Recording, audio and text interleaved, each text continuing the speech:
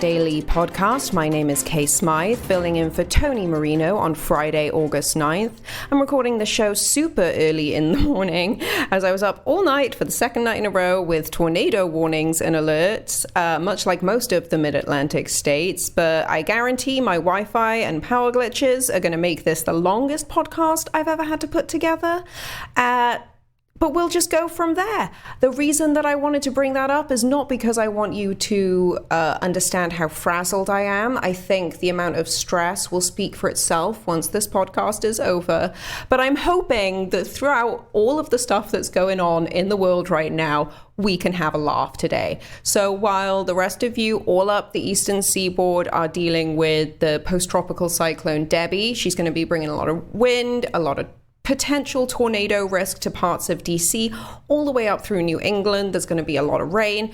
It's not a funny situation, but I'm British, so we like to laugh through misery and stupidity, and that is the theme for today, guys. That's what we're going to be laughing about. So we're going to start off with a clip from my close friend Carl Higbie's Frontline last night, where he explained the heinous strategy Kamala Harris's campaign is using to indoctrinate people into thinking that she's like successful or like likable, clever, or like anything that you would ever want in a president. So let's start with that, shall we? Carl, take it away. Republicans are running this race on policy and Democrats are running on tactics. It's that simple. Kamala Harris actually, well, her PAC actually, was accidentally caught. They sent an influencer proposal to a Trump supporter, and now we got it. About a week ago, I received this email. What they were asking for is $1,500 for anti-Trump content on TikTok. So they basically sent me this kind of like creator brief with all the asks that they have and everything, and like do's and don'ts, like don't show any form of support for Donald Trump and his allies, gloat about Harris and her allies, attack Trump supporters for their intellectual or personal values. This is actually a campaign with Future Forward. Whoops. This is the campaign claiming that they have all the authenticity, but they're paying people to say nice things about them and bad things about Donald Trump. And sometimes not even with a disclosure that they're being paid. And it's not just him. Others are coming forward, too. Sunny, who met us in Houston, was one of a few dozen influencers invited to the White House to watch the State of the Union and meet President Biden. He said to us, the collective presence in this room has more viewership on Gen Z than all of traditional media combined. Now, Democratic organizations are flooding the creator community with cash and providing behind-the-scenes access. Come with me to meet the President of the United States. The Harris campaign does not pay influencers directly. CBS News found a constellation of other Democratic political organizations that do. In addition to paying them, the DNC and other super PACs are offering them these backstage passes and exclusive access to woo these social media influencers to promoting Kamala Harris on their platform. Super authentic, guys. Great job. This is their strategy. Remember, 2 weeks ago, I told you about Democrats that are running PSYOPs campaigns that our military runs in other countries. This is a PSYOPs campaign. The world is getting more and more of their news through social media and from people like this. And just to show you how effective this is, Pew Research did a study that said last year 32% of people 18 to 29 years old get their news from TikTok. Even more get it from Twitter, Facebook, Instagram, and a lot more get their information from podcasts and these new live streaming things like Kai Cenat. They have tens of millions of followers. He just released a live stream about how the Secret Service is contacting him for collaboration with Kamala. What the hell is the Secret Service calling influencers for? They're a government entity tasked with protection, not PR. They're running a PSYOPs campaign on America. I mean, color me surprised that the same people trying to influence you on Kamala are the same ones that released this video 3 years ago. Vaccinate, vaccinate, make an appointment. Vaccinate, vaccinate, make an appointment. Vaccinate, vaccinate, gets rid of COVID. Vaccinate, vaccinate, gets rid of COVID. Shut the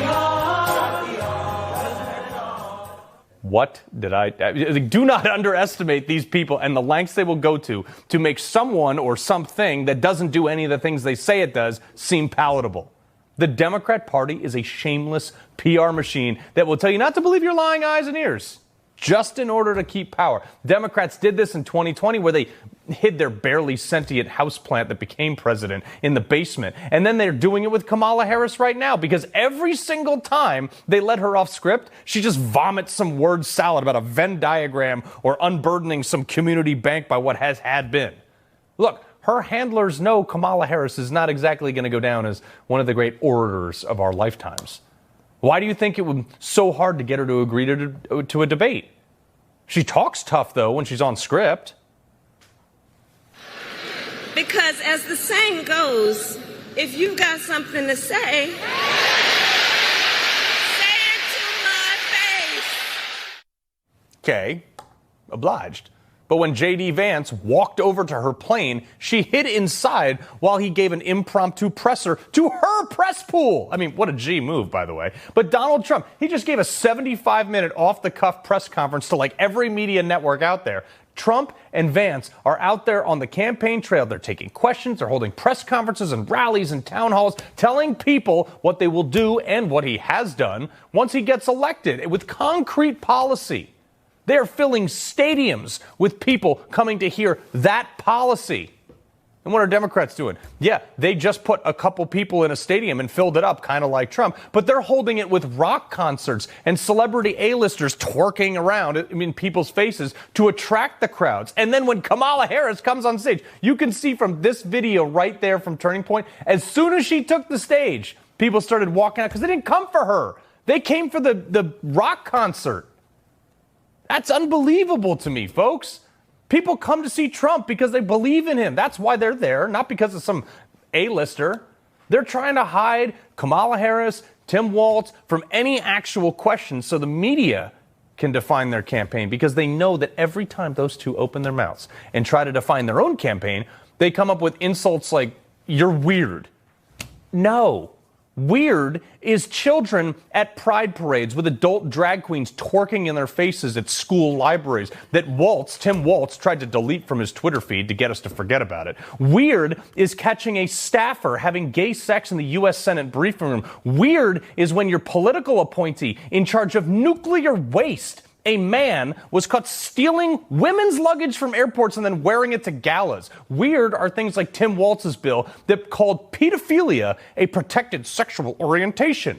Weird is when the president's son admits to snorting Parmesan cheese off the carpet because he was so high that he thought it was crack. Don't call me weird. That's weird. That is why they're allowing Morning Joe to define their campaign and not them. That is why Kamala Harris has yet to hold a press conference after 19 days of launching her campaign. But Trump did it, called her right out. Excuse me, what are we doing right now?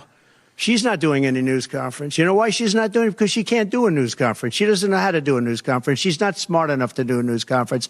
And I'm sorry, we need smart people to lead this country because our country's never been in this danger before. Oh, I love this guy. It never gets old. Like, strap in, folks. The next 90 days is going to be the greatest reality show we've ever seen. This election, though, it relies on you. You got to make sure that your friends and your neighbors and your liberal mother-in-law know exactly how bad this country is because of the left. Sorry, but don't listen to your wife at dinner. It's always time and the place to have the argument. Bust out the Trump bottles of wine and let them have it. Pick every battle, because the ones you don't might cost us this country in November. Oh, Carl, how correct you are. I've always said the rise in progressive democratic policies is what happens when you let the education system tell parents that their kids shouldn't have to read until they're like 6. No, guys, your kids can read a lot younger than that. Just wanted to let you all know. We've had a systematic downgrade of the education system, not just here in the States, but pretty much across the Western world over the last 40 years. And people supporting democratic policies is one of the greatest symptoms of that. Anyway, very embarrassing that people actually like Kamala, very sad.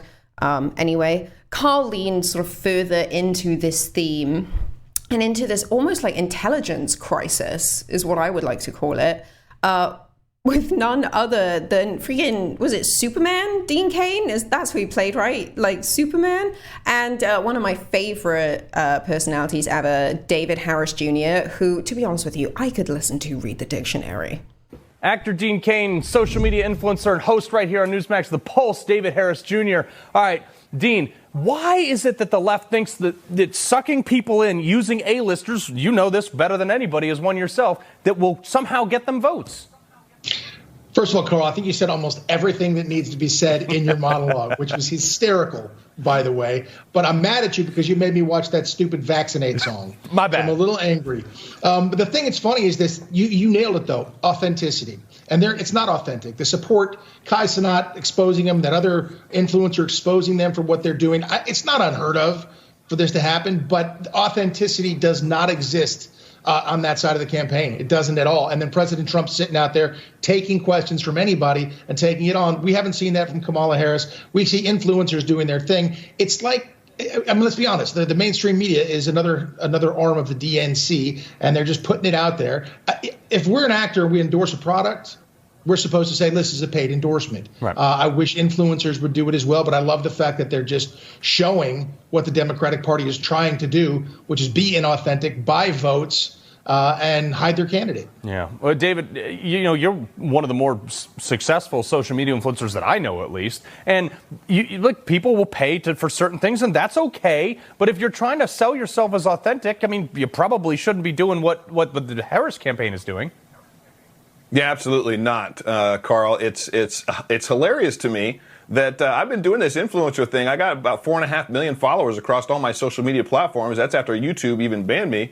But I've never been offered to get paid one time from the Trump campaign. Not once in my 8 years now that I've been championing for President Donald Trump. I've been invited to the White House on countless occasions. I can't even tell you. It takes all fingers and toes to count how many times I've been invited. Got to see and meet with President Trump. Got to spend time with him. I've not once ever been paid to do that. I show my support for President Trump because I believe that he is the man that he says he is. He's the man that will lead this country in the right direction and get us back on the right track. I think it's amazing that those influencers, and I'm going to highlight the fact that they're black, I don't think that they would have came out and actually showed that they were offered to get paid if the tide hadn't shifted. The tide has been so in one direction for the black community, this monolithic stranglehold on the black vote, that most black people, especially influencers, they're afraid to come out and even show that they're in any way, shape, or form going to expose the Democrat Party for the absolute hypocrisy that they are. They're unauthentic. They're not authentic. They're not authentic, friends. Excuse me. They're not authentic. There's nothing original or general or truth about them. All they can do is lie and try to propagate their propaganda, promote their lies, get as many people to then speak about their lies as possible, and it's exposing them. So I think it's a beautiful thing that those influencers came out and said, hey, these guys, they're not real. But Dean, I got to ask, look, I've been to your place in California, beautiful place, beautiful neighbors and everything like that. It's shocking to me, though, that a bunch of people that you work with in your industry that make tons of dough would go up there and stump for a bunch of people who are like, yeah, we got to tax the rich. Yeah, well, Hollywood people aren't smart. For the most part, they're not. In fact, okay, interview's done. I'm out of here. I left California. I now live in Nevada because I couldn't stand the policies in California. It just got insane. So I live in Henderson, Nevada now, and I absolutely love it. But that it's intoxicating for celebs to be out there and go, hey, I'm stepping up here with the presidential candidate, et cetera, as long as it's not Donald Trump. But they will go out there and say these things without any remorse, without even thinking twice. It's a very emotional group. Hollywood is, where it's about emotion, making movies and so on and so forth. So they'll get out there and emotionally say some things without looking at the real facts. I mean, if you look at where this administration has brought us in the last 3.5 years versus where it was when Trump was in the middle of his presidency before the pandemic, it's not even close. And then David nailed it 100%. It's about the policies. It's about authenticity. I support President Trump. No PAC has ever, offered to pay me. I'm willing. I'll expose, I'll say I've been paid to do this, but I'm doing it anyway. Yeah. And I have been for the last 8 years. Yeah. David Harris, last 30 seconds to you, sir. You know, I'm just tired of all of the divisive rhetoric, and it seems like it's constantly coming from one side of the aisle. The Democrats, they want to divide us based on our race, based on our gender, if they can define gender. Having lived in Los Angeles for many years, surrounded by a bit of a who's who of A-listers and obviously all the wannabes, I can confirm, yeah, they're not smart people. Not all of them are stupid, but most of them. Are they handsome? Yes. Are they beautiful? Yes. But are they clever? No. Anyway, I want to circle back next to Kamala. Let's just focus on her. And again, tracking with this theme of stupidity, it turns out that Kamala is pretty much refusing to speak to the press, which I knew because I wrote a clip up of the one time she did speak to the press, wrote it up for the Daily Caller, and it was garbled nonsense. So, anyway, she's not talking to the press, whereas our former president, Donald Trump, is all over our screens. You know why? Because he actually cares and he doesn't see the presidency as a popularity contest. And the reason that I believe Kamala doesn't care about the presidency in its purpose, but for its popularity, is because she doesn't even have a platform to solve any of the problems that you and I are dealing with. Okay, so let's let Rob Schmitt dive into this one for us. It is superb. Welcome to Rob Schmitt Tonight. This afternoon, former President Trump invited the American press to his home at Mar-a-Lago to badger him with questions. The media has vilified Trump in every possible way for the past 8 years, but one thing they'll never be able to claim is that he lacks transparency, which, believe it or not, is probably the most important quality for a leader in a free country. Letting people see what you're doing, letting people see what you have planned for their country. Trump spent more than an hour with the media today, knowing the questions would be harsh, knowing the skewed coverage of his answers would be very damaging. Trump does this because he's trying to reach voters that are not brainwashed products of the corporate media. He needs to talk to real, thinking, actual Americans, and he needs to sell them his plan. That's why he does this. Today, Trump laid out many real deliverables as part of that plan. No taxes on Social Security, no taxes on tips, the mass deportation of illegals brought in thanks to traitorous actions by Joe Biden and Kamala Harris, bringing back American energy to lower household costs, lowering taxes altogether, and of course his plan to stop violent crime and secure the rest of the world through better foreign policy. These are things Americans actually want because they are common sense. They're also the opposite of what we've had for the last 3.5 years. Trump's plan is not loyal to any special interest because he is beholden to no one. That is why people vote for him. And that is precisely the reason why Kamala Harris is not only refusing to take questions, but even in prepared remarks that are devised by speechwriters, she will not articulate a specific agenda. We saw Kamala for just about a minute today answer a couple questions by the plane. She didn't get very much into it at all. Take that in contrast with a montage here of just some of what former President Trump went through today. Are you worried at all about the size of Harris's crowds?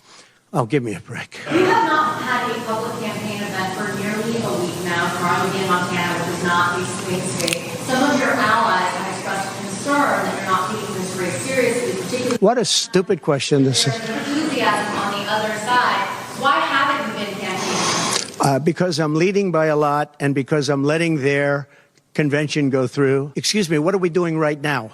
She's not doing any news conference. You know why she's not doing it? Because she can't do a news conference. She doesn't know how to do a news conference. She's not smart enough to do a news conference. And I'm sorry, we need smart people to lead this country. 52 years, they wanted to bring abortion back to the states. They wanted to get rid of Roe v. Wade. And that's Democrats, Republicans, and independents, and everybody. What are you really talking about here? How can you pay for it? We are going to start the largest mass deportation in the history of our country because we have no choice. It's not sustainable.